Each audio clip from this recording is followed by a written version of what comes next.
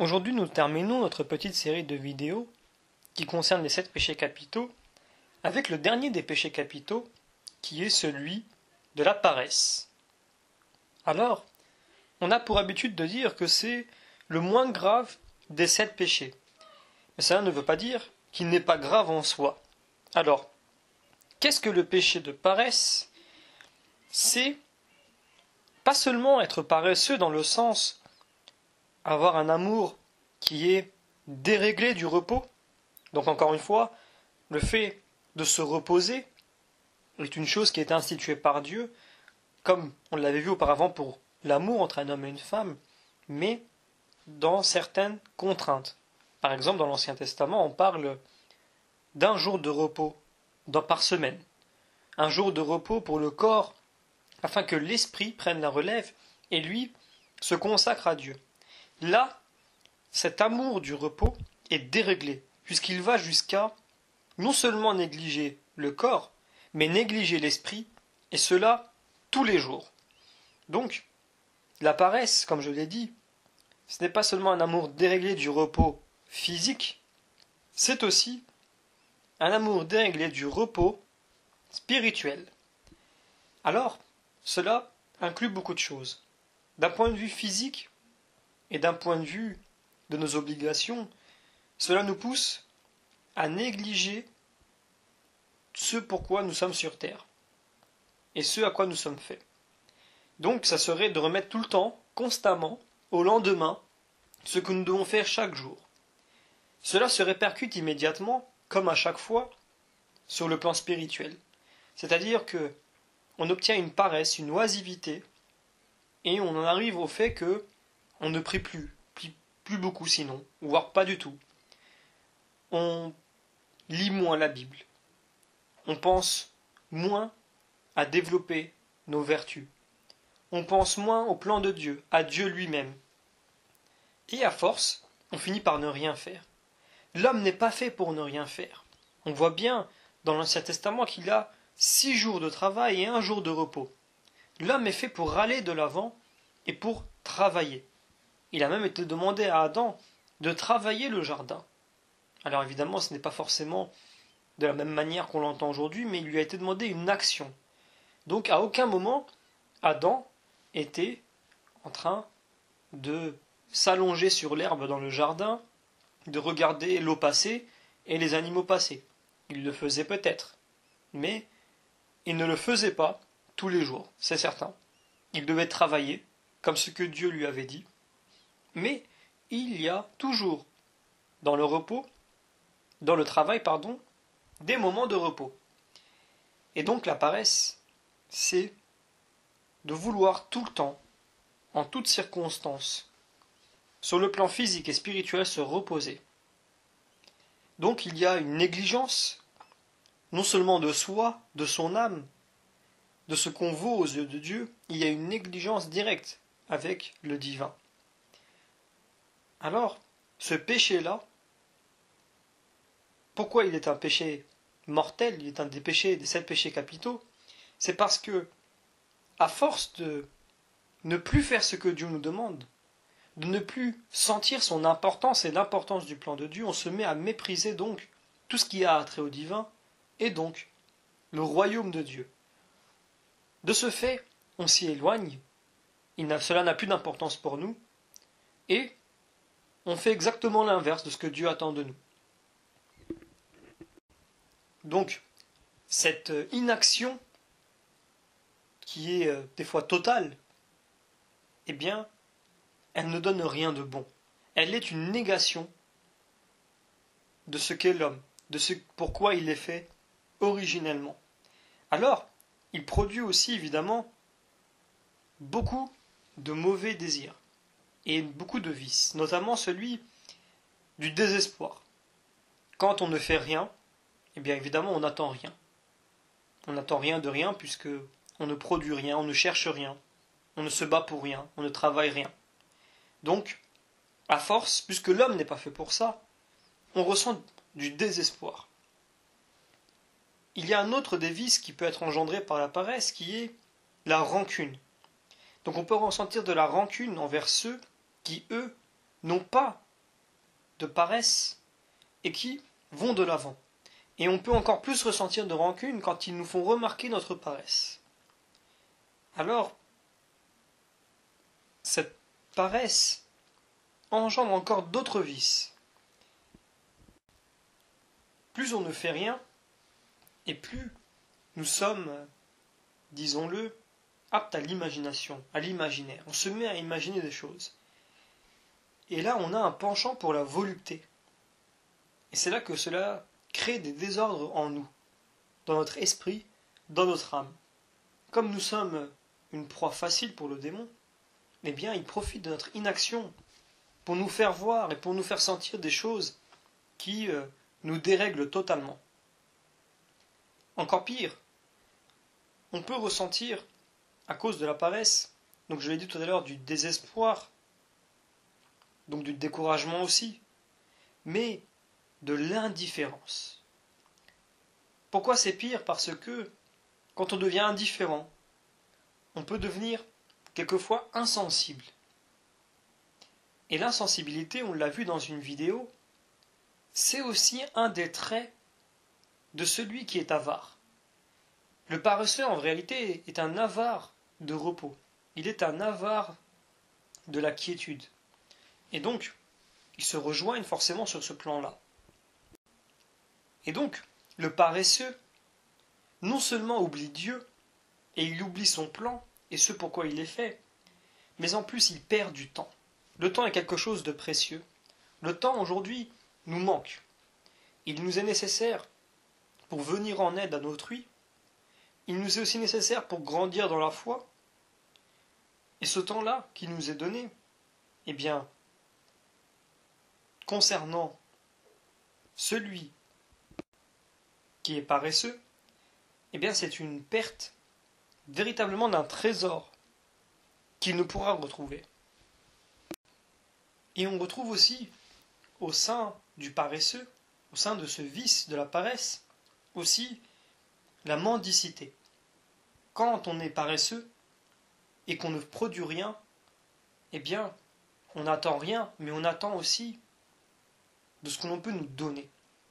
Et donc, au lieu de nous faire violence envers nous-mêmes pour nous remettre sur le droit chemin, pour nous reprendre en main, eh bien, on préfère attendre. Attendre qu'on nous donne. Le souci, c'est que, en soi, c'est indigne qu'une personne en arrive à ce niveau-là. Et c'est aussi une grave faute, puisqu'il y en a véritablement qui sont dans le besoin, qui malgré tout ce qu'ils ont essayé, restent dans le besoin. Et ce que ce paresseux engloutit à cause de sa paresse, c'est toujours ça de moins qui peut être donné à quelqu'un qui, lui, en a véritablement besoin. On pourrait dire pratiquement que le paresseux mange dans la main de celui qui n'a rien. Il lui mange ce qui lui revient de droit, puisque lui, il a essayé. Il n'a pas eu de chance. Il a peut-être fait des erreurs, mais il a tout fait pour s'en sortir. Il n'a pas été paresseux. Eh bien, le paresseux lui mange dans la main. Alors, cette paresse, qui est à la fois physique, je le rappelle, et spirituelle, et les deux sont liés, eh bien, elle ne donne jamais rien de bon. Le monde ne s'est pas fait dans la paresse. Le monde s'est fait à travers beaucoup de travail, de sueur, à travers la difficulté, mais surtout l'affrontement de la difficulté. Le fait que ce qui est l'inverse de celui qui est paresseux, le fait d'affronter à bras le corps les difficultés, le combat de tous les jours. Le paresseux, lui, préfère attendre et ne rien faire. Alors, comment est-ce qu'on peut combattre la paresse, puisque certaines personnes disent « je suis paresseux, je fais rien, mais j'aimerais changer. Mais comme je suis paresseux, eh bien, je ne fais rien. » Et donc, du coup, pour changer, c'est difficile. Je pense que dans un premier temps, quand on est paresseux, il faut se faire violence. Il faut s'énerver, s'indigner envers soi-même. Et là, la colère peut être bonne, puisque c'est une colère qui est envers un péché, envers soi-même. On peut rentrer en colère contre soi-même si c'est pour combattre un péché, et si c'est parce qu'on s'indigne d'un péché. On s'indigne de quelque chose pour lequel nous ne sommes pas faits. la première chose que doit faire un paresseux, c'est rentrer en colère contre lui-même. Et donc, se forcer véritablement à changer. Quitte au début à faire n'importe quoi, mais à se bouger, à changer, à aller de l'avant. Alors, une fois que cette étape est franchie, et qu'on prend réellement conscience et qu'on continue à se dire que c'est honteux de ne rien faire, quand on voit tout ce que d'autres font, c'est honteux d'oublier le Seigneur alors que lui-même a travaillé, entre guillemets, pour nous donner la vie, pour nous donner cet univers, et que nous, on ne lui est pas reconnaissant. Eh bien, à ce moment-là, on peut commencer déjà à regarder la paresse comme étant quelque chose de grave. Puisque souvent, quand on est paresseux, on ne voit pas la paresse comme quelque chose de grave. On se dit, on fait du mal à personne. Ça ne me regarde que moi. Au final, si je veux rien faire, ça n'atteint personne d'autre que moi. Eh bien non. On l'a montré, ça a atteint d'autres personnes, ça a atteint l'âme de la personne, ça a atteint Dieu, ça a atteint aussi l'entourage. Et quand on se rend compte, donc on change de regard sur la paresse, et qu'on se rend compte que ce n'est pas quelque chose de banal, c'est un péché, un des 7 péchés capitaux, qui donne de très mauvais vices, eh bien, quand on change le regard et qu'on devient conscient du fait que la paresse, c'est grave, c'est une insulte, c'est une injure, eh bien, il y a déjà un réveil de la conscience. Alors, toujours, il faut prier Dieu. Évidemment, encore une fois, pour les 7 péchés capitaux, c'est une arme inévitable, c'est une arme indispensable, puisque ça serait oublier Dieu et croire qu'on peut s'en sortir par soi-même. Il faut prier Dieu, il faut lui demander de nous envoyer son esprit pour nous révolter, pour nous changer, pour nous faire aller de l'avant. Et il faut aussi penser à commencer par faire des choses que l'on aime. C'est-à-dire que le paresseux est paresseux parce que peut-être aussi ce qu'on lui propose dans l'immédiat ne lui plaît pas. Et donc il attend. C'est quand même de la paresse et c'est quand même aussi sa faute. Mais si on lui propose quelque chose qu'il aime faire, eh bien, déjà, il commence sa sortie de la paresse. Il faut commencer par quelque chose que l'on aime faire.